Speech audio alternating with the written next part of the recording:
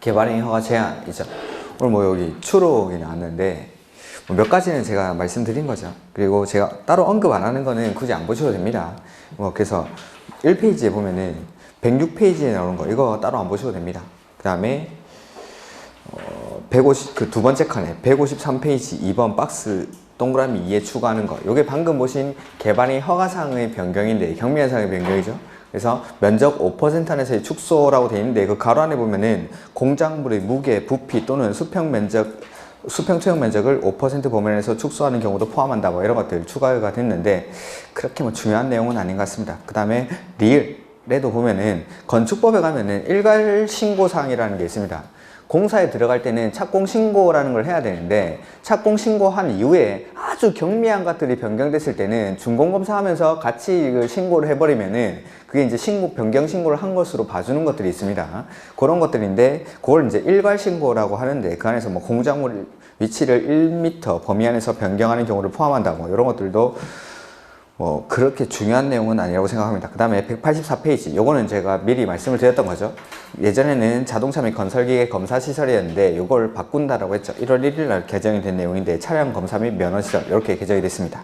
그 다음에 밑에 건도 똑같은 거고 그 다음에 214페이지 이건 따로 안 보셔도 됩니다. 이거는 뭐 지워버리시고 228페이지에 나오는 내용 이것도 굳이 따로 안 보셔도 됩니다. 그 다음에 426페이지 이거는 이제 정비법의 내용인데 지금 못 들었습니까?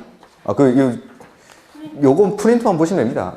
그러니까 밑에서 하나, 둘, 셋, 네 번째 칸, 세 번째 칸, 네 번째 칸에 나오는 거 항만공사의 시행의 허가 및 실시의 가능성이 이런 거 따로 안 보셔도 되고 그 다음에 228페이지 2번에 박스 4번에 나와 있다는 그 내용도 굳이 안 보셔도 상관은 없습니다. 그 다음에 426페이지 요거는 제가 수업하면서 말씀드렸습니다. 정비법에.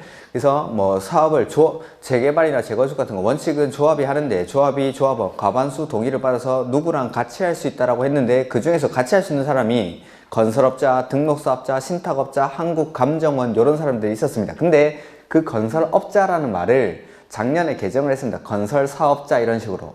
그러니까 건설업자 하면은 무슨 꾼 같고 사기꾼 같은 느낌이 드니까 요걸 용어를 좀 순화를 해준 겁니다. 건설사업자 이렇게. 그러니까 책에 나오는 건설업자라는 말은 싹 다 건설사업자로 다 바꾸면 됩니다. 그거는 건축법 건설산업기본법이 개정된 거라서 그 밑에 그다음에 건축법 요거 516페이지 요거 내용은 건축법 내용입니다. 이제 건축법에서 건축물에 대해서는 건축법을 적용을 하는데 건축법의 적용을 받지 않는 건축물이 있었는데 그게 문화재보호법에 따른 지정문화재나 가지정문화재 이런 것들은 건축법을 적용하지 않습니다. 근데 그 가지정문화재를 임시지정문화재, 가지정이나 임시지정이나 그게 그 말이죠. 똑같은 말입니다. 근데 이제 지금 법전들을 계속 한글화 작업을 하고 있는 겁니다. 2007년 이후부터 해가지고 제일 먼저 민사소송법에서 한글화 작업을 시작을 했습니다. 그 이후로 이런 법조문에 나오는 한문들을 한글화 작업을 계속 하고 있는 과정입니다. 그래서 뭐 가지정문화재 이런 것들을 임시지정문화재, 임시도 뭐 한글은 아닌데 뭐 이런 것들 좀 언어를 이런 식으로 너무 옛날 한자들은 뭐 현재 쓰는 말들로 바꾸는 과정이라고 생각하시면 됩니다. 이것도 뭐 밑에 것도 마찬가지죠. 용역업자를 용역사업자 이런 식으로 바꾼다 이 말입니다. 이런 것들. 그래서 우리가 봐야 될 것들은 아까 그 건설기계 검사시설 요거 정도만 차량검사 및 면허시설 요렇게 바꾼다는 거 그 정도만 보시면은 나머지 내용은 크게 중요한 게 없는데 그 밑에 이제 주택법 2페이지부터 저 뒤에까지가 주택법입니다. 주택법은 뭐 1월 23일에 이렇게 개정이 됐는데 앞으로 몇 번 더 바뀔 겁니다. 당연히. 주택법은 원칙적으로 이게 법 자체가 정책적인 법이기 때문에 개정이 엄청나게 자주 일어납니다. 이렇게. 그러니까 작년에도 주택법 지역주택조합에 개정사항이 있었고 뭐 올해도 지역주택조합 이게 거의 지역주택조합 관련된 개정사항입니다. 뭐 작년에 보면은 PD수첩이나 이런 데서 지역주택조합 엄청나게 많이 때렸습니다. 그러고 나니까 이 지역주택조합으로 워낙에 서민들이 피해를 많이 보다 보니까 사업의 과정을 투명하기 위해서 각종 절차들을 많이 넣었습니다. 한 2년 전에도 뭐 지역주택조합에 가입했다가 탈퇴할 수 있는 조문을 넣었고 그리고 그거 조문 넣고 나서 한 2년 연속으로 계속 출제가 됐습니다.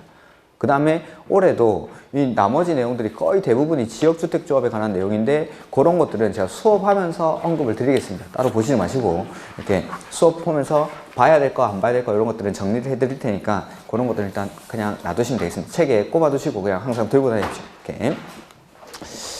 그 다음에 개발행위 허가 제한 보시면은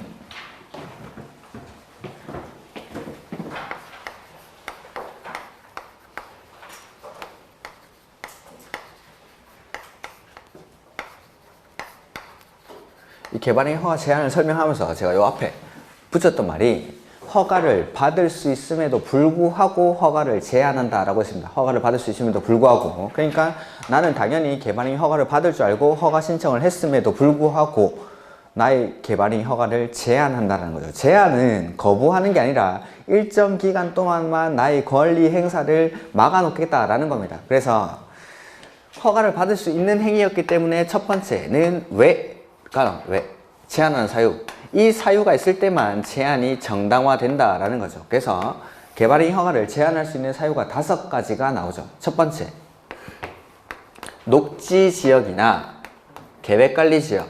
바꿀 거 1번 지문에서는 바꿀 게 이거밖에 없습니다. 앞에 있는 녹지지역이나 계획관리지역에서 수목이 집단적으로 자라고 있거나 조수류 등이 집단적으로 서식하는 지역 내지는 우량농지로서 보존할 필요가 있는 지역, 이런 데서는 이 사유가 있기 때문에 개발행위 허가를 제한할 수 있죠. 그 다음에 두 번째, 개발행위로 해서 주변의 환경, 경관, 미관, 문화재 등이 훼손될 우려가 있는 지역, 크게 오염되거나 손상될 우려가 있는 지역. 그런데 그 다음에 3번은 기본 계획이나 관리 계획을 뭐 하고 있습니까? 관리 계획을 수립 중인지요. 그러니까 계획 만들고 있으니까 좀 기다려 보라는 겁니다. 계획이 만들어지고 나면 용도, 지역, 지구 등의 변경으로 인해서 개발행위 허가의 기준이 크게 달라질 것이 예상이 되니까 기다려 하는 거죠. 기다려. 그 다음에 네 번째는 지구 단위 계획구역. 5번째는 기반 시설 부담구역. 이렇게 기반 시설 부담구역. 지구 단위 계획 구역이 지정되고 나면 3년 안에 뭐 해야 되죠? 지구 단위 계획을 수립해야 되죠. 구역이 지정되고 나면 3년 안에 지구 단위 계획을 수립합니다. 그 다음에 기반 시설 부담 구역이 지정되고 나면 1년 안에 뭐 하죠? 기반 시설 설치 계획을 수립합니다. 이렇게. 그래서 지구 단위 계획 구역이 지정되고 나면 3년 안에 지구 단위 계획을 수립을 해야 되고, 기반 시설 부담 구역이 지정되고 나면 1년 안에 기반 시설 설치 계획을 수립하는 곳. 즉 4번, 5번은 좀 있으면 계획을 수립할 예정인 곳. 그래서 3번, 4번, 5번을 묶어서 읽으면 계획을 수립 중이거나 수립할 예정인 곳, 요런 데에서는 이 사유가 있기 때문에 개발행위 허가를 받을 수 있음에도 불구하고 허가받을 수 있는 권한을 일정 기간 동안 제한하겠다는 겁니다. 일정 기간 동안. 그래서 이 사유가 있어서 제한이 되고, 두 번째, 영구적으로 허가를 안 해주는 게 아니니까 언제까지 제한하냐라는 게 나오죠. 언제까지. 그게 두 번째 제한의 기간입니다. 제한의 기간. 그래서 여기 1번, 2번은 얼마 동안 제한하죠? 3년 동안. 3번, 4번, 5번은 얼마 동안 제한하죠? 3년. 자, 제한 처음에 3년 제한하는 건 똑같습니다. 처음에 3년은 도시계획위원회 심의를 거치고 안 거치고 심의를 거쳐서 한 차례 3년 이내의 기간 동안 제한을 하는데, 1번, 2번은 연장이 안 되죠. 근데 계획을 수립 중이거나 수립할 예정인 곳에서는 한 차례만 2년 이내의 기간 동안 연장이 가능합니다. 근데 연장을 할 때는 심의를 거치고 안 거치고, 심의를 거치지 아니하고 연장할 수 있다는 거. 그래서 처음에 3년을 제한할 때는 도시계획위원회 심의를 거치고 제한을 하는데, 뒤에 요거 1번, 2번은 연장이 안 되고 계획을 수립 중이거나 수립할 예정인 곳에서는 연장이 가능한데, 그 연장을 할 때는 심의를 거치지 않고 연장을 할 수 있다라는 겁니다. 한 차례만 2년 이내의 기간 동안. 그래서 3년 동안 제한하는 게 있고 3년 플러스 2년 제한하는 게 있고, 그 다음에 제한하는 사람은, 자, 개발행위 허가에 오면은 모든 권한을 특, 꽝, 시, 군이 행사라고 한다고 했는데, 개발행위 허가 제한 요거 딱 하나만 국장, 시도, 시군, 에블바디가 합니다. 국장, 시도, 시군. 이렇게. 그러니까 우리가 이제 개발행위 허가, 아까 오늘 첫 시간부터 했던 페이지 그 뒤로 국개법 끝날 때까지는 싹 다 특광시군이 합니다. 싹 다 특광시군이 하는데 요거 딱 하나만, 개발행위 허가 제한만 국장, 시도, 시군이 개발행위 허가를 제한할 수가 있습니다. 이렇게. 자, 보시면은 168페이지 개발행위 허가 제한 사유 왜 제한하는지죠. 그래서 맨 앞에 권한자는 국장, 시도지사, 시장, 군수, everybody는 다음의 어느 하나에 해당되는 지역으로서 도시군 관리계획상 특히 필요하다고 인정되는 지역에 대해서는 도시계획위원회나 중앙이나 지방 도시계획위원회 심의를 거쳐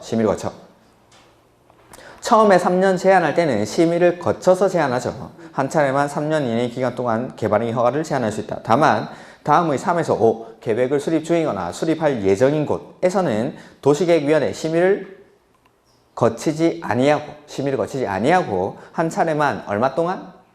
2년 이내의 기간 동안 연장할 수 있습니다. 그래서 처음에 3년 제한할 때는 심의를 거쳐서 한 차례만 3년 동안 제한하고 그 다음에 연장할 때는 심의를 거치지 아니하고 한 차례만 2년 이내의 기간 안에서 연장이 가능하다는 거. 그 다음에 그 밑에 있는 사유는 방금 읽었던 거. 이렇게 5가지 요 사유가 있을 때만 제한을 할 수가 있죠. 그 다음에 2번.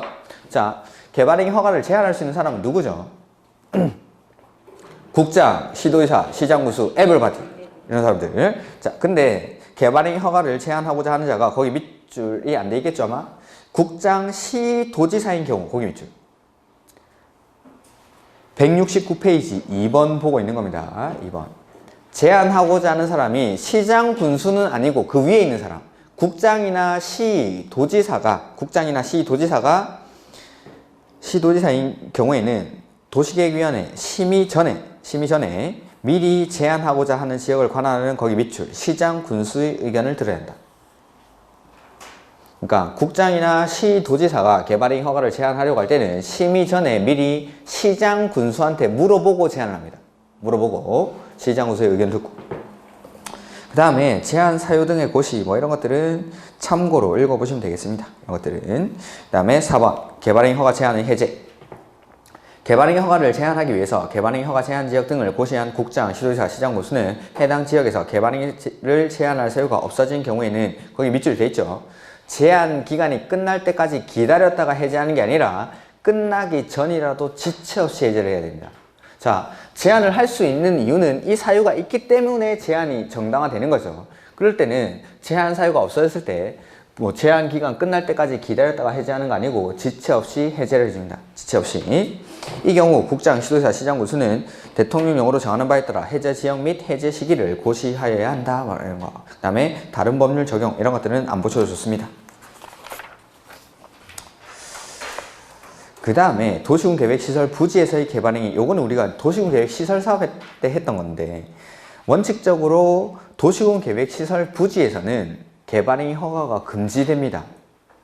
도로 설치하기로 한 부지에서는 개인이 그 토지에 건축물의 건축, 공작물의 설치 등을 할 수가 없다라는 게 원칙. 그래서 특별시장, 광역시장, 시장, 군수는 도시군 계획시설의 설치 장소로 결정된 지상, 수상, 공중, 수중, 지하는 그 도시군 계획시설이 아닌 건축물의 건축이나 공작물의 설치를 허가하여서는 아니 된다가 원칙.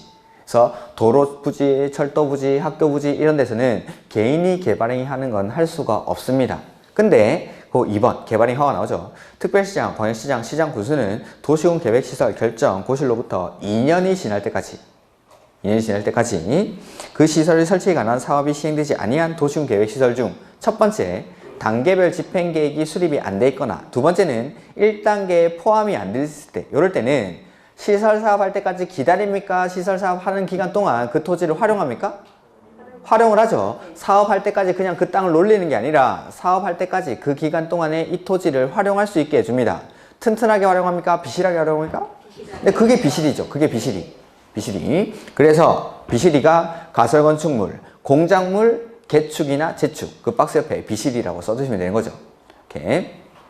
그래서 우리가 이제 도시군 계획 시설 사업할 때 맨 처음에 도시군 계획 시설에 대한 결정 고시로부터 3개월 안에 단계별 집행계획을 수립해서 시행자를 지정하고 하는데 도시군 계획 시설 결정 고시로부터 2년 안에 사업의 착수가 없는 경우 중에서 첫 번째, 단계별 집행계획이 아예 안 만들어져 있거나 두 번째는 1단계 집행계획에 포함이 안 돼 있을 때에는 이 토지를 활용할 수 있게 해줍니다. 그 활용하는 방법이 비실이, 가설건축물, 공작물, 건축물의 개축이나 재축 이렇게 토지를 활용할 수가 있죠. 이렇게 원상회복명, 행정대집행 이런 것들은 그러니까 이제 사업하는 기간 동안에 잠깐 토지를 활용을 하는데 이제 도시군 계획 시설 사업을 할 때는 이걸 철거해야겠죠.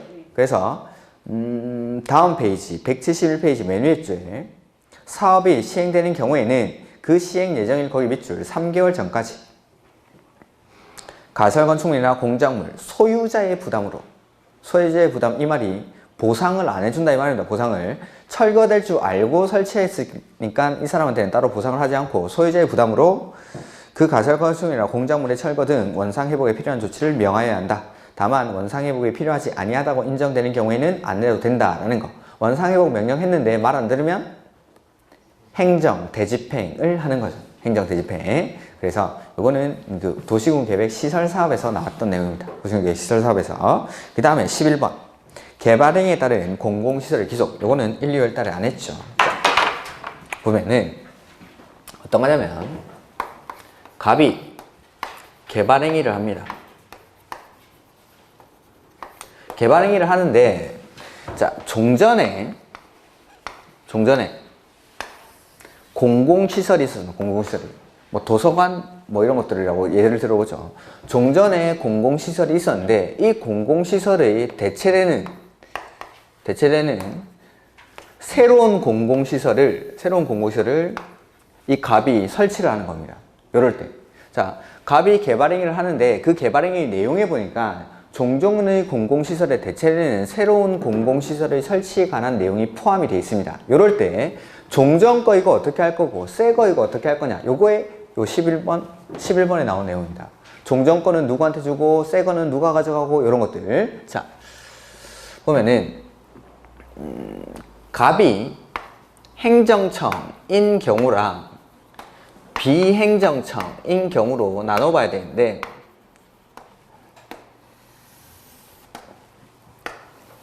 갑이 행정청일 때 새 거 어떻게 할 건지, 그 다음에 갑이 행정청일 때 헌 거 어떻게 할 건지, 그 다음에 어떠한 시점에 소유권이 바뀌는지, 귀속 시기까지.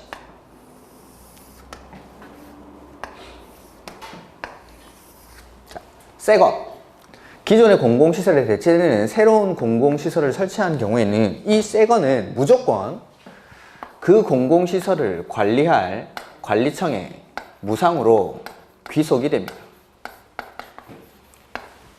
관리청에 무상. 새거는 관리청이 내 거네 하고 가져갑니다. 그 다음에 종전 거, 헌 거 이거 처분하는 방법이 다른데 개발행위 허가를 받은 자가 행정청인 경우에는 개발행위 허가를 받은 자에게 무상으로 귀속이 됩니다. 무상으로 귀속. 그러니까 행정청이 개발행위 허가를 받은 경우에는 새 거 주고 헌 거 내가 가져가는 겁니다. 물물 교환하는 겁니다. 새 거 주고 헌 거 가져오고. 근데 비행정청일 때는 무상으로 귀속되는 건 아니고 새로운 공공시설의 설치 비용의 범위 내에서 무상으로 갑에게 양도를 합니다. 양도를.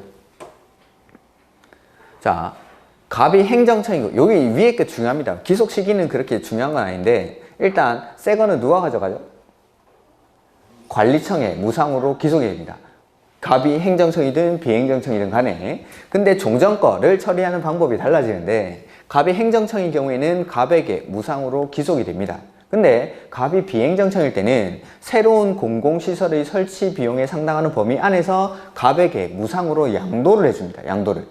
이렇게. 그 다음 귀속 시기인데 갑이 행정청인 경우에는 공공시설의 종류나 세목을 통제한 때 이때 소유권이 요렇게 바뀝니다. 새 거는 요렇게, 헌 거는 요렇게. 그 다음에 비행정청인 경우에는 준공검사를 받은 때 새 거는 요렇게, 헌 거는 요렇게 소유권이 각각 귀속이 됩니다. 이렇게. 자, 책을 한번 확인해 보죠. 이 말을 엄청나게 길게 써놓은 겁니다. 1번 기속의 주체. 개발행위 허가를 받은 자가 행정청인 경우 해서 개발행위를 받은 자가 행정청인 경우 개발행위 허가를 받은 자가 새로 공공시설을 설치하거나 기존의 공공시설에 대체되는 공공시설을 설치한 경우에는 에도 불구하고 새로 설치된 공공시설 먹기 밑줄. 새로 설치된 공공시설. 밑에서 하나, 둘, 세 번째 줄. 새로 설치된 공공시설은 그 시설을 관리할 관리청에 무상으로 귀속 밑줄. 관리청에 무상으로 귀속. 그 다음에 종래의 공공시설 밑줄. 개발행위 허가를 받은 자에게 밑줄 무상으로 기소. 그러니까 개발행위 허가를 받은 자가 행정청인 경우에는 새 거는 그 시설을 관리할 관리청에 무상으로 기속이 되고 헌거는 개발행위 허가를 받은 자에게 무상으로 기속이 됩니다. 그 다음에 가로 2번 개발행위 허가를 받은 자가 행정청이 아닌 경우죠.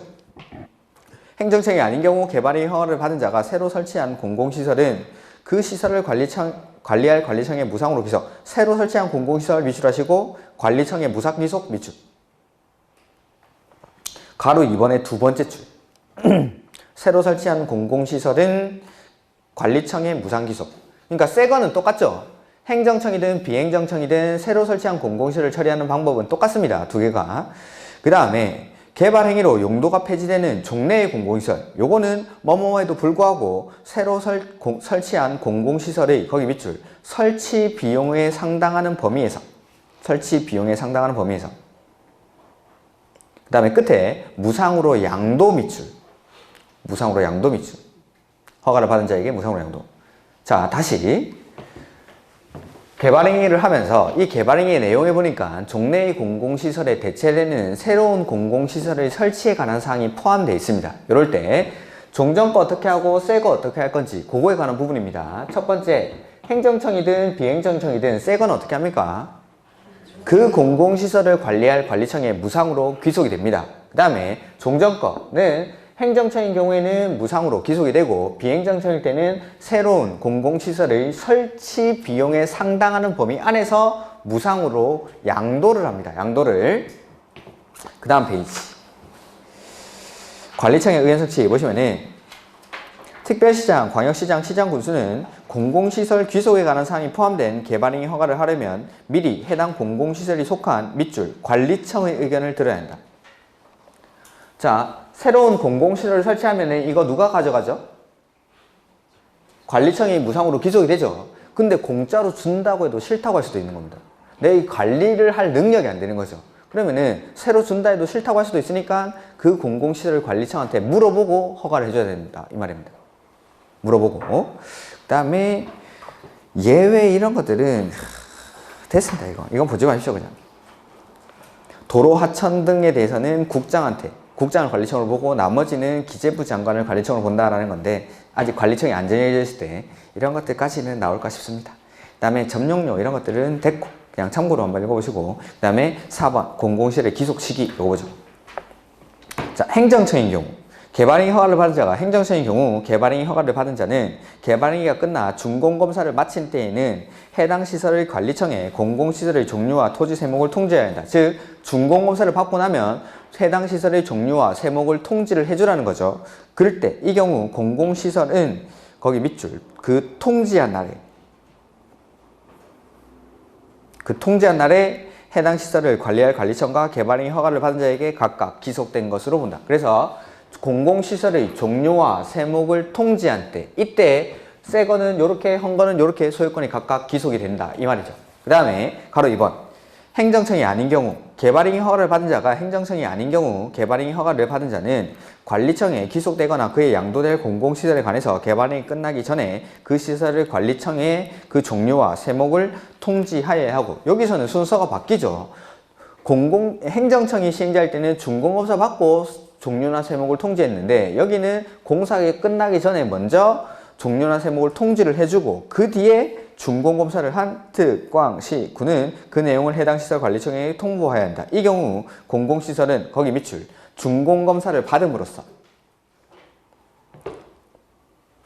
그 시설을 관리할 관리청과 개발행위 허가를 받은 자에게 각각 기속되거나 양도된 것으로 본다. 이렇게 해서 그 길다란 내용을 정리하면 이렇게 하나 표로 정리하면 됩니다. 새 거는 누가 가져가죠? 관리청에 무상으로 기속. 헌거, 행정청일 때는 무상으로 기속이 되고 비행정청일 때는 설치 비용의 범위 안에서 무상으로 양도가 됩니다. 여기까지. 그 다음에 기속 시기는 행정청일 때는 종류나 세목을 통지할 때, 비행정청일 때는 준공검사일 때 그때 각각 소유권이 저렇게 위쪽에서 정한 대로 바뀐다라는 겁니다. 그 다음에 5번, 6번, 7번 이런 것들 그냥 보지 마십시오. 그 다음에 174페이지. 자, 기반시설 연동제라는 제도죠. 기반시설 연동제. 그래서 요게 이제 기반시설 부담구역, 개발 밀도 관리구역 이런 것들. 174.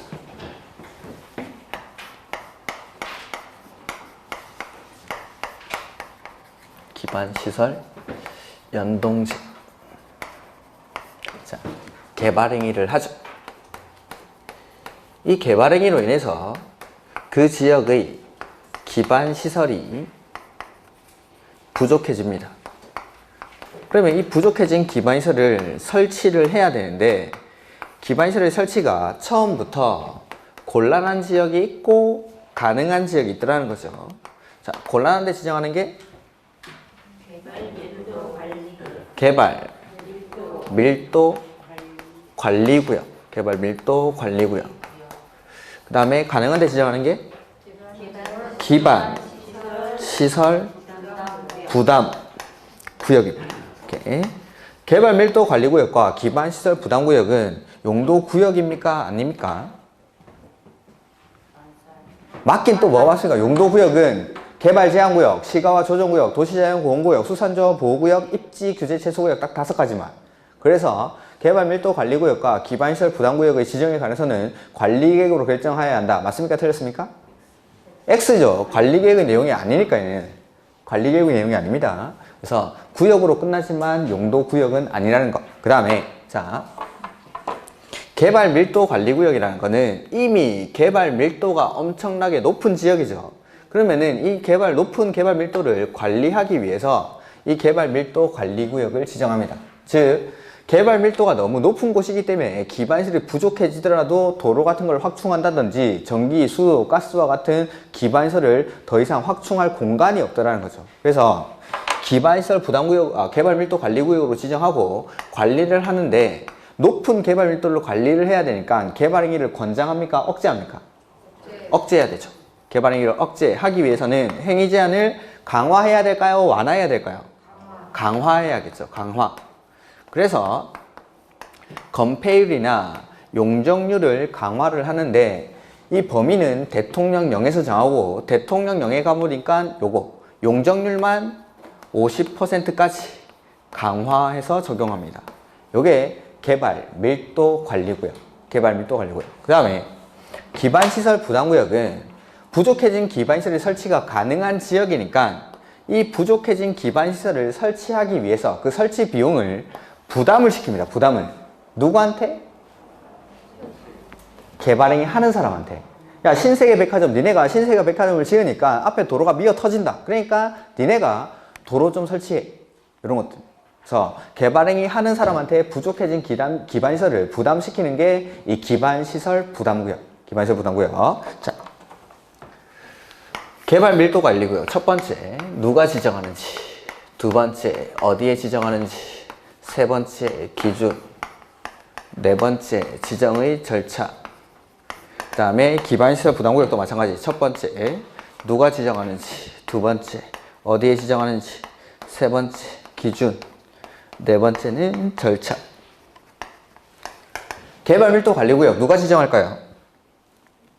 특광시, 군이. 여기 개발행위 허가 들어오면 다 한다고 했습니다. 이 사람들이. 특별시장, 광역시장, 시장, 군수가. 기반시설 부담구역은? 네, 똑같이 특, 광, 시, 군이 지정합니다. 그 다음에 개발 밀도 관리구역은 개발 밀도가 지금 높은 곳입니까? 낮은 곳입니까?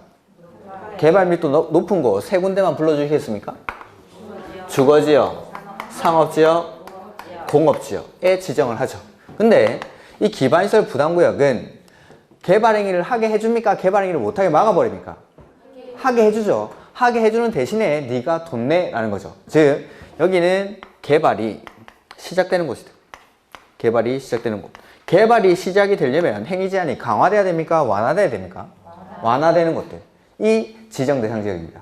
완화되거나 해제되는 지역, 인구가 폭발적으로 증가하거나 개발행위 허가 건수가 되게 많이 늘어나는 곳. 요런데. 그 다음에 기준 누가 정하죠? 국장. 기준은 둘 다 국장이.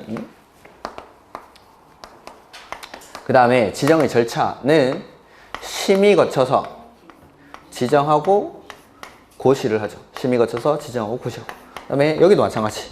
심의 거쳐서 지정하고 고시하고 이거는 똑같은데 기반시설 부담구역에서는 심의 전에 뭐 해야 됩니까? 주민의 의견을 청취해야 돼요. 주민의 의견 청취. 요게 들어가는 게 차이죠. 주민의 의견 청취. 자, 나머지 내용들은 책으로 확인을 해보겠습니다. 이렇게. 자, 개발밀도관리구역. 개발밀도관리구역이란 174페이지죠. 개발로 인해서 기반시설이 부족할 것으로 예상되나 기반시설을 설치하기가 가능합니까? 곤란합니까? 곤란한 지역을 대상으로 건폐율이나 용적률을 강화하여 적용하기 위해서 지정하는 구역을 말한다. 그래서 지정 대상 지역 보시면은 특별시장, 광역시장, 시장 구수는 어디? 주거지역, 상업지역, 공업지역. 그런데 주거지역, 상업지역, 공업지역에서 개발 행위로 기반시설의 처리, 공급 또는 수용 능력이 부족할 것으로 예상되는 지역 중 설치가 곤란한 지역을 개발밀도관리구역으로 지정할 수 있다. 그 다음에 지정의 효과 보시면은 개발밀도관리구역에서는 대통령령으로 정하는 범위에서 거기 건폐율 또는 용적률을 강화합니까? 완화합니까? 강화하죠. 요거는 법조문. 그래서 건폐율이나 용적률을 강화해서 적용하는데 대통령령으로 정하는 범위가 가로 안에 있죠? 뭐만? 용적률만 얼마까지? 50%까지 강화해서 적용합니다. 자, 개발밀도관리구역에서는 건폐율이나 용적률을 강화하여 적용할 수 있다. 맞습니까? 아, 맞죠. 건폐율이나 용적률을 강화하여 적용할 수 있다. 그렇게 돼 있죠. 건폐율이나 용적률을 강화하여 적용할 수 있다. 이거는 법조문 물어보는 겁니다. 법조문. 그 다음에 개발밀도관리구역에서는 건폐율이나 용적률을 50%까지 강화하여 적용할 수 있다. 이거는 X. 50%까지 강화해서 적용할 수 있는 거는 용적률만. 그래서 건폐율이나 용적률을 강화해서 50%까지 강화해서 적용할 수 있다라고 나오면은 50%를 지우든지 건폐율을 지우든지 둘 중에 하나를 지워야 됩니다. 이렇게. 그러니까 건폐율이나 용적률을 강화하여 적용할 수 있다. 이거는 옳은 지문입니다. 법조문을 물어보는 거니까. 근데 뭐 50%가 들어갔을 때는 건폐율이 같이 나오면 안 됩니다. 용적률만 50%까지 강화하여 적용할 수 있다는 거. 그 다음에 지정의 절차에는 요거 써놓으면 되겠죠. 심의 거쳐서 지정하고 고시하고, 심의 거쳐서 지정하고 고시하고. 그래서 도시계획위원회 심의를 거쳐서 지정하고 나면은 고시를 해준다는 거. 이렇게. 그 다음에 여기 심의 거칠 때는 중앙도시계획위원회입니까? 지방도시계획위원회입니까? 지정권자가 누구죠? 특광시군이면은 중앙이랑 합니까? 지방이랑 합니까? 지방. 국장이 안 하는 건 싹 다 지방이랑 해야죠. 이렇게. 지정권자가 특, 광, 시, 군이니까 여기는 중앙이 나오면 안 됩니다. 지정권자의 국장이 나와도 안 되고. 이렇게. 국장, 중앙 요거는 나오면 안 됩니다. 여기서. 그 다음에 지정의 기준 가로 3번. 개발밀도관리구역의 지정 기준, 개발밀도관리구역의 관리 등에 관해서 필요한 사항은 다음의 사항을 종합적으로 고려해서 누가? 국장이 정한다. 라고 해서 그 밑에 것도 좀 봐야겠죠. 자, 1번.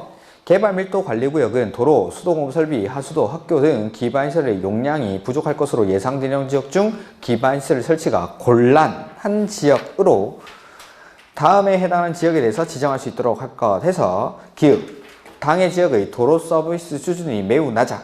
그 다음에 2번, 당해 지역의 도로율이 낮은 곳, 미달하는 지역. 그 다음에 향후 2년 이내에 당해 지역의 수도에 대한 수요량이 시설의 용량을 초과할 것으로 예상되는 지역. 그 다음에 리을, 향후 2년 이내에 당해 지역의 하수 발생량이 하수 시설의 용량을 초과할 것으로 예상되는 지역. 그 다음에 미음, 향후 2년 이내에 당해 지역의 학생 수가 학교 수용 능력의 20% 이상을 초과할 것으로 예상되는 지역. 자, 개발밀도관리구역이랑 기반시설 부담구역에서 숫자가 몇 개 나올 건데 지정 대상 지역에 숫자는 2년 아니면 20%라고 했습니다. 2년 아니면 20%. 그 다음에 이 개발밀도관리구역에서 키워드들은 도로, 수도, 하수도, 학교, 2년, 20%, 부족, 곤란. 요게 개발밀도관리구역의 지정 대상 지역입니다. 그래서 도로, 수도, 하수도, 학교, 2년, 20%, 부족, 곤란 이런 단어들이 나와야 됩니다. 이런 단어들이. 요게 지정 대상 지역. 그 다음에 동그라미 2번. 개발밀도관리구역이 지정되는 순간 용적률이 반토막 나죠? 그러니까 행위 제한, 규제를 가하는 거니까 두 번째 줄 끝에 경계선이 분명하게 구분되도록 할 것. 그 다음에 용적률의 강화 범위는 당해 용도지역에 적용되는 용적률 최대 한도의 50% 범위 안에서 1에 규정된 기반시설의 부족 정도를 감안하여 결정할 것. 그러니까 일괄적으로 무조건 50%를 하는 게 아니라는 거죠. 얼마나 부족한지에 따라서 20%까지, 30%까지, 뭐 40%까지 각각 차등을 둬서 할 수 있다는 거. 그 다음에 4번. 개발 밀도 관리구역 안에서 기반시설 변화를 얼마마다 검토합니까? 네, 주기적으로 검토. 우리가 이때까지 배웠던 재검토는 싹 다 5년이었는데 여기는 주기적으로 검토합니다. 주기적으로. 그 다음에 주택법에 가면은 1년마다 검토하는 게 하나 더 나올 겁니다. 그래서 대부분의 재검토들은 5년인데 요거 개발 밀도 관리구역에서는 기반시설의 변화를 주기적으로 검토하고 나중에 투기 가열지구 지정 여부는 1년마다 검토하는 게 있습니다. 주택법에 가면. 자, 요까지가 개발 밀도 관리구역. 개발 밀도 관리구역. 개발 밀도 관리구역에서는 일단 뭐 지정권자라든지 지정 절차 아니면은 거기 지정 대상 지역에 나왔던 것. 요 정도만 시험에는 잘 안 나옵니다. 그 다음에 기반시설 부담구역. 보시면은 기반시설 부담구역이란 거기 개발 밀도 관리구역 외의 지역이라고 되죠. 개발 밀도 관리구역 외의 지역. 이게 다른 말로 하면은 개발 밀도 관리구역과 기반시설 부담구역은 중복해서 지정할 수가 없습니다. 하나는 곤란하고 하나는 가능한 곳인데 이 두 개지가 곤란하면서 가능하고 가능하면서 곤란하고 이런 데는 없다는 거죠. 그래서 개발 밀도 관리구역 외의 지역에 즉 중복해서 지정할 수가 없다는 말이죠. 개발련에서 도로, 공원, 녹지 등 대통령령으로 정하는 기반시설 설치가 필요한 지역을 대상으로 기반시설을 설치하거나 그에 필요한 용지를 확보하게 하기 위해서 지정, 고시하는 구역을 말한다 라고 해서 기반시설 부담구역을 지정해서 지정대상 지역. 지정은 누가 하죠? 특, 광, 시, 구는 다음의 어느 하나에 해당하는 지역에 대해서는 기반시설 부담구역으로 지정하여야 한다 라고 되죠. 여기는 하여야 한다. 근데 구 밑에 있는 지역이 아니다 하더라도 필요한 경우에는 맨 끝에 할 수 있다라고 되어 있습니다. 그러니까 다음의 지역들은 무조건 기반시설 부담구역으로 지정을 해야 되는데 공법에서 필요하면 다 된다라고 했습니다. 필요하면 할 수 있다 이렇게 끝나야 됩니다. 그래서 이 지역이 아니라 하더라도 필요한 경우에는 지정할 수 있다라고 되어 있죠. 그래서 지정해야 되는 지역에 보시면은 1번 이 법 또는 다른 법령의 제정, 개정으로 해서 행위 제한이 강화됩니까? 완화됩니까? 완화가 되니까 개발행위가 일어날 테고 그 지역에서 개발행위를 하는 사람한테 기반시설 설치 비용을 부과하는 겁니다. 그 다음에 해제되는 지역, 완화, 해제, 완화, 해제. 두 번째, 이 법 또는 다른 법령에 따라 지정된 용도 지역 등이 변경되거나 해제되어 행위 제한이 완화, 행위 제한이 완화. 3번, 개발행위 허가 현황 및 인구 증가율 등을 고려하여 특별시장, 광역시장, 시장, 군수가 기반시설 설치가 필요하다고 인정하는 지역으로서 다음의 어느 하나에 해당하는 지역 해서 기읍. 해당 지역의 전년도 밑줄 개발행위 허가 건수 아마 돼 있을 겁니다. 개발행위 허가 건수가 전전년도 개발행위 허가 건수보다 20% 이상 증가한 지역. 즉 지금이 20년이니까 19년, 18년 18년에 개발행위 허가 건수가 100건이었는데 19년도에는 뭐 130건 이렇게 증가하는 거죠. 그러니까 그만큼 건물들이 많이 지어지는 겁니다. 여기가. 그러니까 당연히 기반시설이 부족해질 거고 그 지역에서 개발행위가 집중되는 지역에서 개발행위 하는 사람한테는 기반시설을 부담을 시키겠다는 거죠. 그 다음에 인구 증가율인데 해당 지역의 전년도 거기 인구 증가율이 그 지역이 속하는 특별시, 광역시, 시군의 전년도 인구 증가율보다 20% 이상 높은 지역. 서울시 전체의 인구 증가율이 있는데 유독 한 지역 여기만 인구 증가율이 서울시 전체의 인구 증가율보다 20% 이상 높다라는 거죠. 그만큼 이 지역으로 사람들이 많이 몰려드니까 기반시설이 부족해질 거고 이렇게 사람들이 많이 몰려드는 지역에서 개발행위 하는 사람한테는 기반시설을 부담을 시키겠다라는 겁니다. 이렇게. 자, 그래서 아까 개발밀도관리구역이랑 기반시설 부담구역, 지정대상 지역 비교해보면은 숫자는 뭡니까? 2년 아니면 20%, 2년 아니면 20%. 그 다음에 개발밀도관리구역에서는 도로, 수도, 하수도, 학교 2년 20% 부족할 것으로 예상되는 지역 중 설치가 곤란한 지역. 이런 데가 개발밀도관리구역의 지정대상 지역. 근데 기반시설 부담구역의 지정대상 지역은 행위 제한이 완화되거나 해제되는 지역. 그 다음에 개발행위 허가 건수, 인구 증가율 이런 단어들이 나와줘야 된다. 이런 단어들이. 자, 핵심 단어들만 기억을 하시면 됩니다. 그 다음에 지정의 절차 똑같죠? 요거 써놓으면 되죠. 심의 거쳐서 지정하고 고시하고 요건 똑같은데 기반시설 부담구역에서는 심의 전에 뭐 하죠? 두 번째 출에 주민의 의견 그것만 표시를 합니다. 주민의 의견을 듣는다는 것만 차이가 납니다. 심의 거쳐서 지정하고 고시하고는 똑같은데 그 다음에 기반시설 설치 계획이라는 게 나오죠. 자, 여기 칠판 보시죠. 기반시설 부담구역으로 지정하고 나면은 그 지역에서 개발 행위를 하는 사람한테 기반시설 설치 비용을 부과를 합니다. 근데 막 부과하는 게 아니라 이 기반시설 설치 계획에 따라서 부과를 합니다. 기반시설 설치 계획에 따라서. 자, 기반시설 부담구역으로 지정되고 나서 기반시설 설치 계획은 얼마 안에 수립하죠? 1년. 1년 내에 기반시설 부담구역에서는 기반시설 설치 계획을 수립을 해야 되고 1년 안에 기반시설 설치 계획을 수립하지 않는 경우에는 1년이 되는 날의 다음 날에 기반시설 부담구역의 지정은 해제된 것으로 본다라는 거. 그 다음에 뒤쪽에 이거 조금 지우죠. 이 설치 계획에 따라서 비용을 부과를 하는데 모든 개발행위에 비용을 부과하는 게 아니라고 했습니다. 기반시설 부담구역에서 기반시설 설치 계획에 따라서 비용을 부과할 때 비용 부과의 대상이 되는 행위는 200제곱미터를 초과하는 신축이나 증축에 대해서만 비용을 부과합니다. 건축물의 건축, 공작물의 설치, 토지의 형질 변경, 토속 채취 등등등 중에서 이것만 200제곱미터를 초과하는 신축, 증축에 대해서만 비용을 부과를 하는데 이 비용을 부과하는 시기가 있고 납부하는 시기가 있죠. 부과하는 시기랑 납부하는 시기.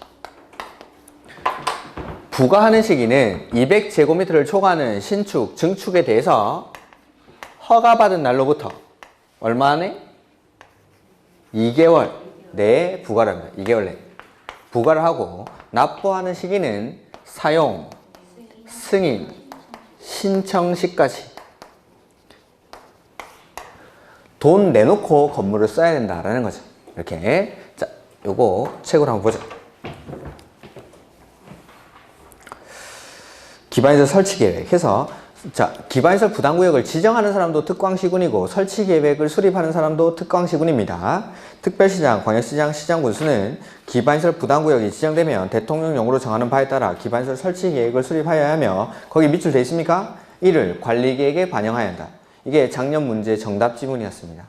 작년? 재작년인가? 29인가? 29의 문제 같네. 우리 나눠드렸던 문제에도 이게 정답으로 돼 있을 겁니다. 저번 주 거에. 이번 주 거 아니고 이번 주는 개발법만 있습니다. 그래서 기반시설 설치에 관한 내용이 이 설치 계획에 포함이 될 거니까 관리계획의 내용에 포함을 시켜주라는 거, 반영해주라는 이 말이고, 그 다음에 특별시장, 광역시장, 시장군수는 기반시설 설치 계획을 수립할 때는 다음의 내용을 포함하여 수립할 수 있다.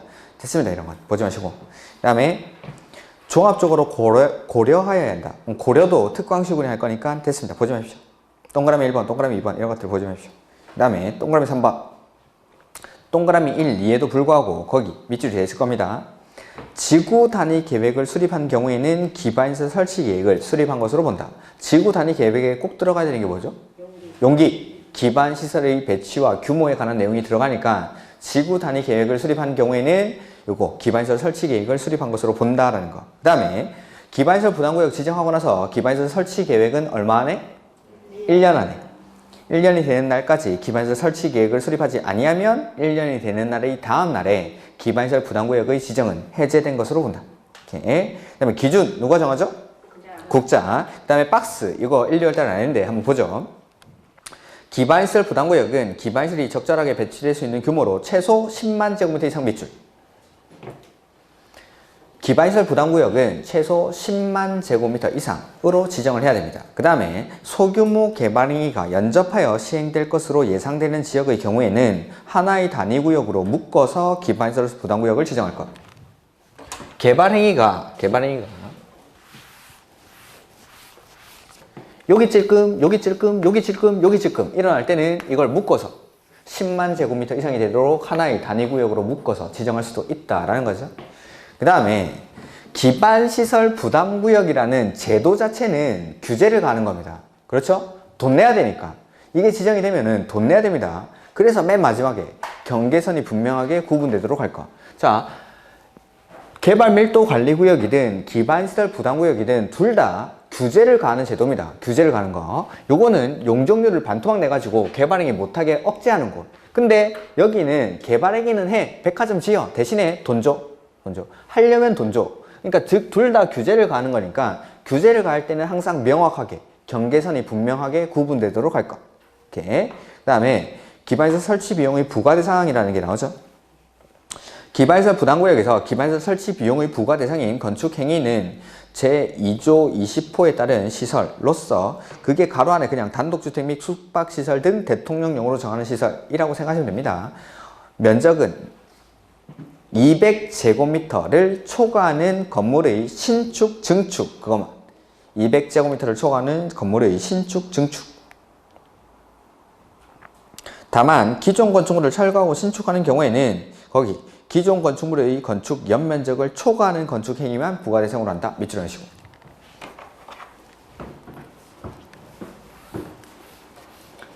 기존에 건물이 있었는데 이 건물을 철거하고 새로 건물을 신축하겠다는 거죠. 그럴 때는 기존에 있던 이 부분은 새롭게 기반시설을 유발합니까? 유발하지 않습니까? 원래 있던 거니까. 새로운 기반시설을 유발하지 않으니까 기존 건축물의 연면적을 초과하는 이 부분에 대해서만 기반시설 설치 비용을 부과를 하겠다라는 겁니다. 이렇게 비용 부과는 그 다음에 용지 환상 개수, 그 다음에 건축물 기반시설 유발 개수. 기반시설 유발 개수가 이게 시험에 계속 나오는데 요약서에서 한번 보도록 하겠습니다. 거기 보면은 17번에 공장 나오죠. 공장은 거기 1번부터 23번까지 시험에 절대 안 나왔지. 이번에 나왔는데 정답은 절대 안 됩니다. 이걸 다 외울 수가 없습니다. 정답을 이걸 내면은 그냥 틀리라는 겁니다. 그건 이의제기 해도 됩니다. 이의제기 하면서 교수 니는 아나? 이렇게 물어보거든요. 절대 모르면 절대. 그러니까 공장이 이번 시험에 나왔었는데 그거는 정답이 될 수가 없습니다. 다른 데서 정답을 찾아야 됩니다. 공장은. 그리고 많은 것들 대부분이 0.7인데 단독주택이랑 공동주택이 둘 다 0.7입니다. 둘 다. 기반시설 유발 개수라는 것 자체가 이 시설이 얼마만큼의 기반시설을 유발하냐라는 겁니다. 그러니까 사람들이 많이 모이는 시설일수록 이 기반시설 유발 개수는 높겠죠. 근데 단독주택이랑 공동주택이 기반시설 유발 개수가 똑같습니다. 공동주택이 좀 더 높을 것 같은데 둘 다 0.7로 똑같죠. 그 다음에 우리 시험에 많이 나오는 게 근생들인데 1종 근생은 1.3 2종 근생은 1.6 이렇게 돼 있죠. 딱 요것만 일단은 기억해 주십시오. 나머지는 제가 시험에 나왔던 것들 위주로 요약서에서 정리해 가지고 좀 보여드리겠습니다. 용지 환상계수 이런 건 안 보셔도 됩니다. 그 다음에 180페이지 그 밑에 납부 의무. 누가 이 기반시설 설치 비용을 납부를 하냐면 거기 밑줄 건축 행위를 하는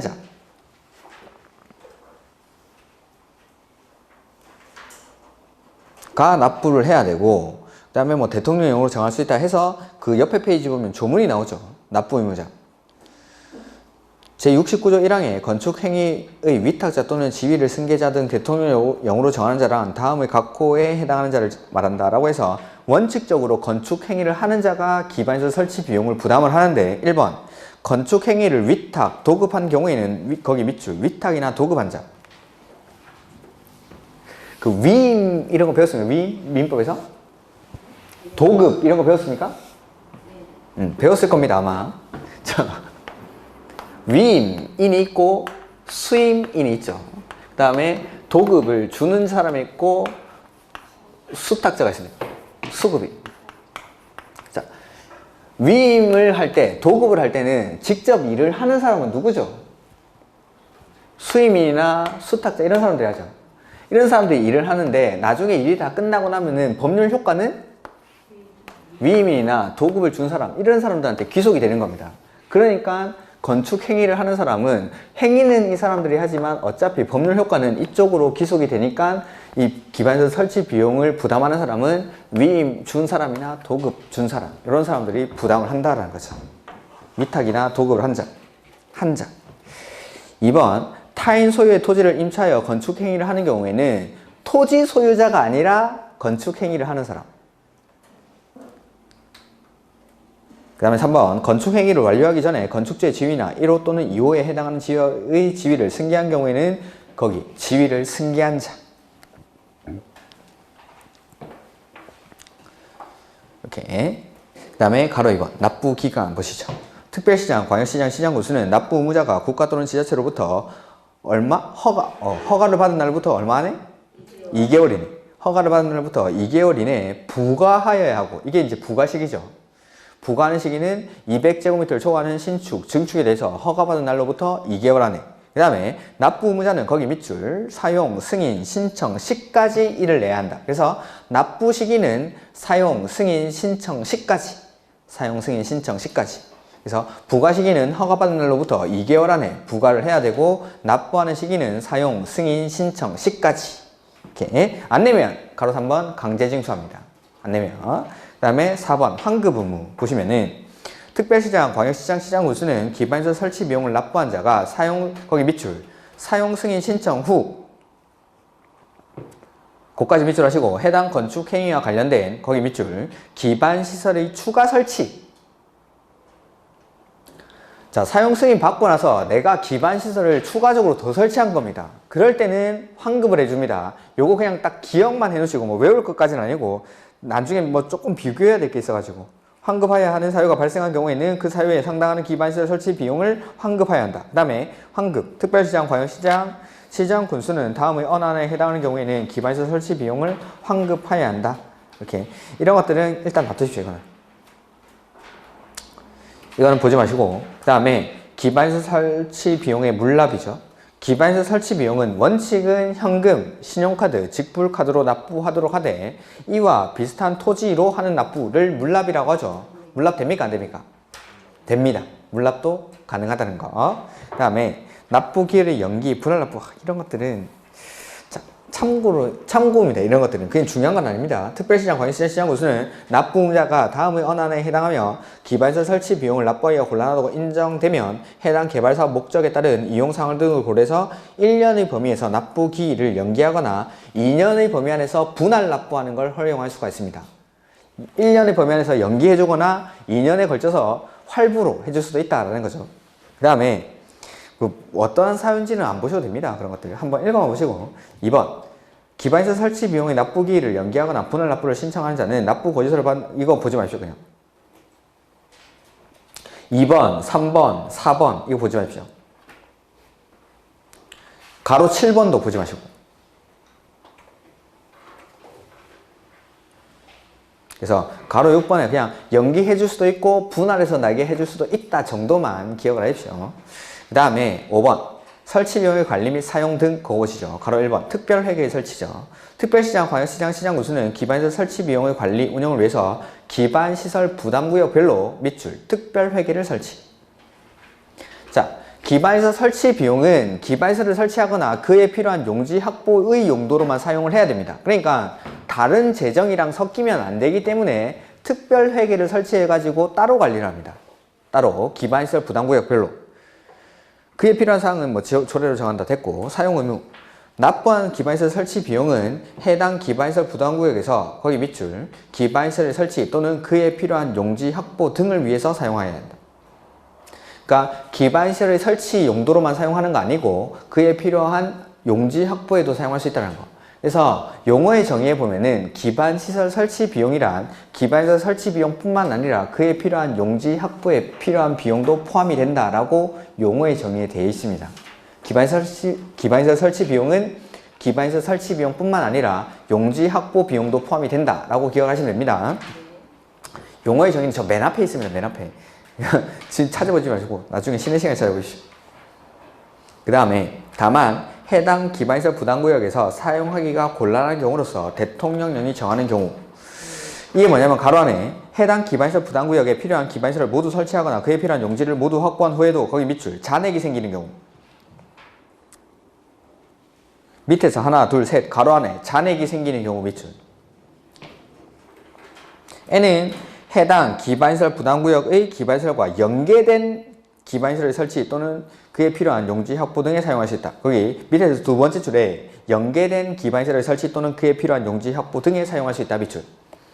자, 해당 기반시설 부담구역 안에서 기반시설 설치 비용을 사용하고 잔액이 남았죠. 그럴 때는 환급해 줍니까? 아니죠. 아까 환급은 어떨 때? 추가 설치를 할 때, 추가 설치. 거기 181페이지 가로 4번 환급 의무 해서 세 번째 줄에 기반시설의 추가 설치. 자, 환급 이거 웬만하면 안 돌려줍니다.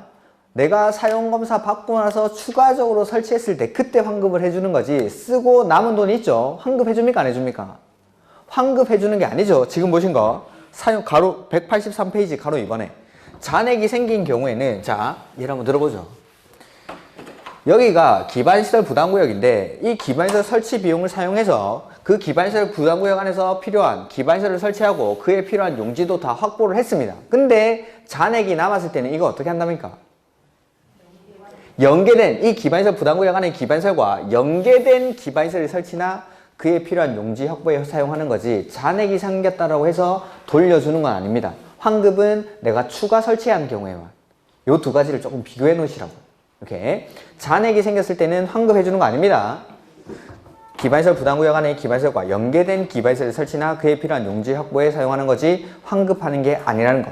추가 설치한 경우에는 환급합니다. 추가 설치한 경우에. 그 다음에 공제하는 게 있는데 그거는 안 나와 있네. 오케이. 그래서 요 정도까지. 그래서 보면은 이게 이제 이 두 가지를 이제 기반시설 연동제라고 하는 거죠.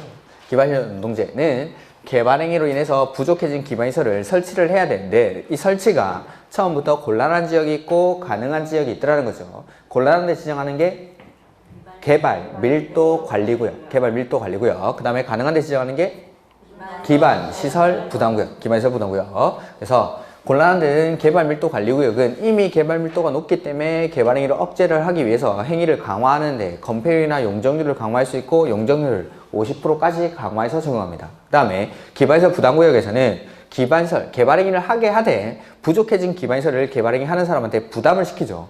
부담을 시키기 위해서 구역으로 지정되고 나서 1년 안에 기반시설 설치 계획을 수립하고 이 계획에 따라서 비용을 부과를 합니다. 부과 대상 행위가 되는 것은 200제곱미터를 초과하는 신축, 증축에 대해서 부과를 하고 부과하는 시기는 허가받은 날로부터 2개월 안에, 납부하는 시기는 사용 승인 신청 시까지. 원칙은 기반시설 설치 비용 현금으로 납부하는데 물납됩니까? 안 됩니까? 되죠. 그 다음에 연기해 줄 수도 있고 분할 납부를 허용할 수도 있고, 그 다음에 내가 사용 승인을 받은 후에 기반시설을 추가 설치하는 경우에는 환급을 해주는데 기반시설 설치 비용을 기반시설 부담구역 안에서 쓰고 잔액이 생겼죠. 이럴 때는 기반시설 부담구역 안에 기반시설과 연계된 기반시설을 설치하는 데 사용합니다. 이렇게 요 정도. 그 다음에 이제 저 뒤쪽으로 보치개 몇 가지를 봐야 되는데,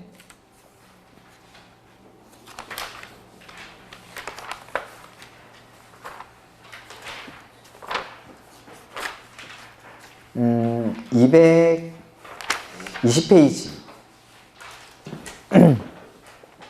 220페이지에 그 행정심판 밑줄 쳐놨죠. 도시군계획시설 사업할 때 한 거.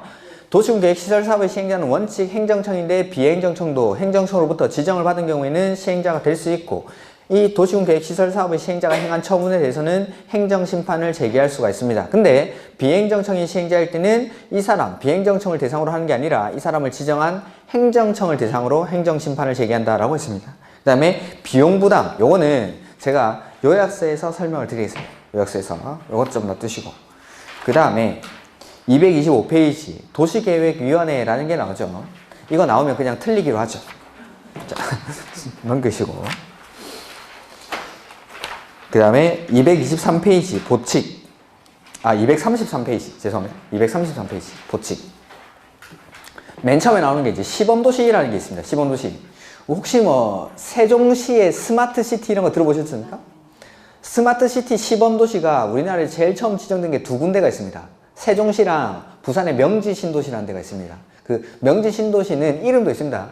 얼마 전에 그 G20 회의인가 그거 할 때 문재인 대통령 내려와가지고 그 명지에 신도시 만들 때 그 착공식에 참가도 하고 그랬습니다. 그 명지 있는 신도시 그 스마트 시티 이름이 에코 델타 시티라고 해서 그 낙동강 바로 옆에 있는데 물을 이용해가지고 막 이렇게 막 만들고 뭐 이러면 됩니다. 그런 것들. 이런 것들을 스마트 시티를 조성하고 IT 산업을 시범적으로 하는 거죠. 그런 데를 시범도시라고 하는 겁니다. 시범도시. 자, 맨 앞에 국장은 공무원 밑줄. 그리고 예전에 이게 문제를 어떻게 나왔었냐면 다음 중 국계법의 내용에 해당하지 않는 것은 이렇게 나왔습니다. 그리고 보기에 시범도시라는 걸 넣어놓은 거죠. 그냥 시범도시. 시범도시가 국계법에 있는지 없는지 그걸 물어본 겁니다. 있죠. 있죠. 근데 이거 수업을 거의 안 하니까 사람들이 시범도시 뭐지? 이런 겁니다.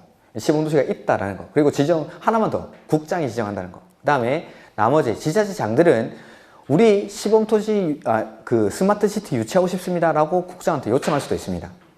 자문을 거쳐서. 그래서 그 시범도시 같은 걸 만들 때 이런 걸 공모를 할 수가 있습니다. 공모를. 그러면은 우리 도시에다가 이 스마트시티라든지 시범도시를 유치하고 싶은 지자체장은 이 공모에 응하는 거죠. 지자체장들이 공모에 응해가지고 이러한 스마트시티라든지 다른 산업들에 관한 시범도시를 우리 지자체에다가 만들 수가 있습니다. 어떤 건지 한번 읽어보죠. 233페이지 1번에. 국장은 도시의 경제, 사회, 문화적인 특성을 살려 개성있고 지속 가능한 발전을 촉진하기 위해서 필요하면 직접 또는 관계 중앙행정기관의 장이나 시도지사의 요청에 의해서 경관, 생태, 정보통신, 과학, 문화, 관광 그 밖에 대통령령으로 정하는 분야별로 시범도시를 지정할 수 있다. 이렇게. 그리고 시범도시는 사업할 때 시범도시 뭐 잘 만들려고 돈도 지원해주고 뭐 각종 사업을 지원할 수 있습니다.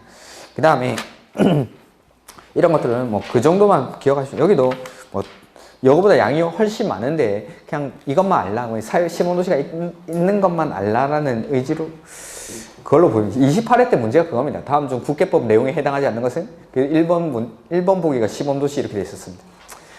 시범도시라는 게 있다라는 것 정도만. 그 다음에 234페이지 출입. 요거는 했습니다. 타인의 토지에 출입할 때는 7일, 사용할 때는 3일 전까지 알리고 가야 되고 뭐 이런 것들. 그 다음에 기타 사항 이런 것들은 됐고, 어딜 볼 거냐면은 벌칙. 뭐 하나가 안 나와있네. 이거 없을 리가 없는데?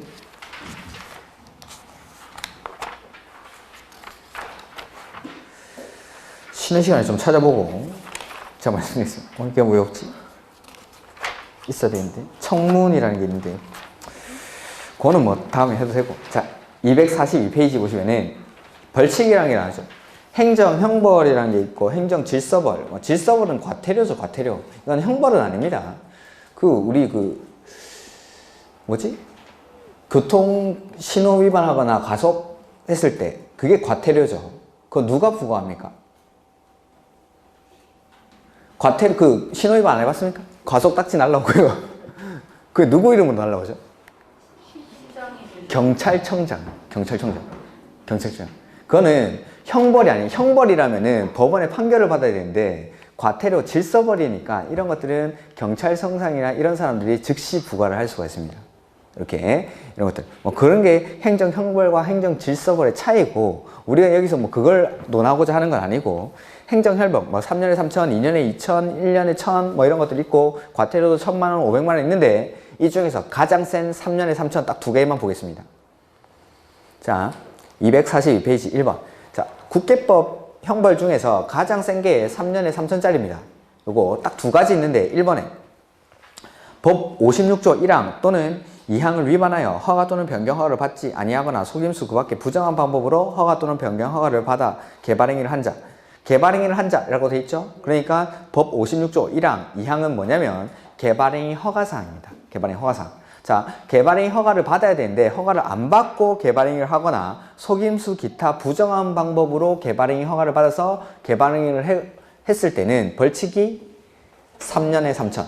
3년에 3천. 그 다음에 두 번째, 시가와 조정구역에서 허가를 받지 아니하고 법 제81조 2항 각호 어느 하나에 해당하는 행위를 한 자. 이거 어렵게 써놨네요. 자,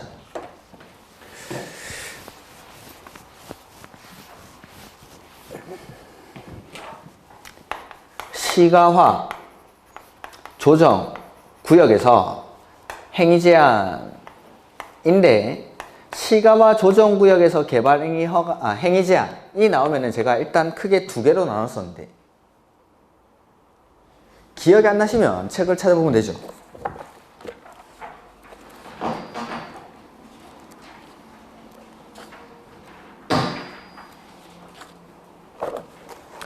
126페이지. 126페이지.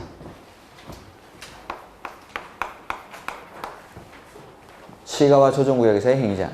가로 1번 제목 뭐라고 되어 있습니까? 도시군 계획사업. 가로 2번 제목은? 네, 요렇게 나눴었습니다, 제가. 그래서 시가와 조정구역에서의 행위자이 나오면은 도시, 군 계획사업, 그 다음에 비도시, 군 계획사업 이렇게 구분하고 도시군 계획사업이든 비도시군 계획사업이든 원칙은 안 됩니다. 원칙은 둘 다. 도시군 계획사업이든 제가 필기해드린 거 보면은 원칙은 안 된다라고 써져 있습니다. 도시군 계획사업이든 비도시군 계획사업이든 원칙은 안 되는데 도시군 거기는 예외만 적혀 있는 겁니다. 도시군 계획사업의 경우에는 첫 번째, 국방상, 공익상, 시가와 조정구역 안에서 사업 시행이 불가피한 경우로서 관계 중앙행정기관장이 요청을 합니다. 세 번째, 국장이 시가와 조정구역의 지정 목적 달성에 지장이 없다라고 인정하는 경우에 한해서 허가받고 합니까? 그냥 합니까? 그냥. 그 다음에 비도시군 계획사업 원칙은 안 되는데 일부 행위에 한해서 허가받고 합니까? 그냥 합니까? 허가받고. 즉 시가와 조정구역 안에서는 신고하고 하는 행위는 단 하나도 없다라고 했습니다. 그냥 하거나 허가받고 하거나. 자, 벌칙에 오면은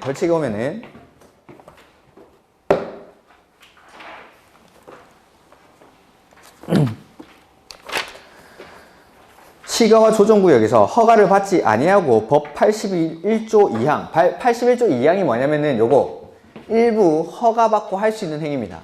원래는 이거 할 때 허가받아야 되죠. 근데 이 허가 안 받고 했을 때는 벌칙이 3년에 3천입니다. 3년에 3천. 자, 개발행위 허가에서 허가를 안 받고 개발행위를 하거나 아니면은 속임수 기타 부정한 방법으로 개발행위 허가를 받았을 때. 그 다음에 두 번째, 시가와 조정구역에서 비도시군 계획사업으로서 일부 행위는 허가를 받고 해야 되는데 그 행위를 허가 안 받고 했을 때는 벌칙이 3년에 3천. 나머지는 됐습니다. 나머지 됐고 일단 가장 센 거 두 가지만 딱 기억하는 걸로. 이렇게 요까지가 국계법입니다. 국계법. 이건 뭐 12문제는 출제가 되니까 계속 반복해서 이거는 확실하게 문제를 한 8문제 이상 맞추셔야 됩니다. 국계법에서는. 이렇게. 그래서 이런 것도 계속 반복하셔가지고 국계법은 좀 빨리 점수가 나오도록 준비를 하시고 그 다음에 조금 쉬었다가 개발법 보도록 하겠습니다.